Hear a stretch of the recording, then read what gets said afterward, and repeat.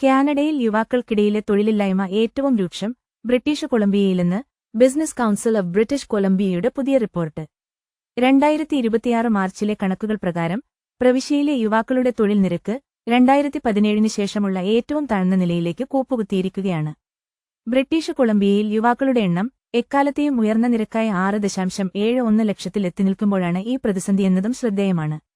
തൊഴിൽ കണ്ടെത്തുന്ന യുവാക്കളുടെ എണ്ണം കുറയുകയാണെന്നും ഉള്ളവർക്ക് തന്നെ കടുത്ത മത്സരമാണ് നേരിടേണ്ടിവരുന്നതെന്നും ഈ റിപ്പോർട്ട് മുന്നറിയിപ്പ് നൽകുന്നു. പതിനായിരക്കണക്കിന് യുവാക്കൾക്ക് ജോലിയില്ലാതാകുന്നത് പ്രവിശ്യയുടെ ഭാവി സാമ്പത്തിക വളർച്ചയെയും നികുതി വരുമാനത്തെയും പ്രതികൂലമായി ബാധിക്കും. ജോലി അന്വേഷിക്കുന്നത് പൂർണ്ണമായി നിർത്തിയവരെ ഔദ്യോഗിക കണക്കുകളിൽ ഉൾപ്പെടുത്താത്തതിനാൽ യഥാർത്ഥ പ്രതിസന്ധി ഇതിലും വലുതായിരിക്കാനാണ് സാധ്യത. റീട്ടെയിൽ, താമസം, ഭക്ഷണ സേവനങ്ങൾ എന്നീ മേഖലകളെയാണ് ഈ പ്രതിസന്ധി ഏറ്റവും കൂടുതൽ ബാധിച്ചിരിക്കുന്നത്.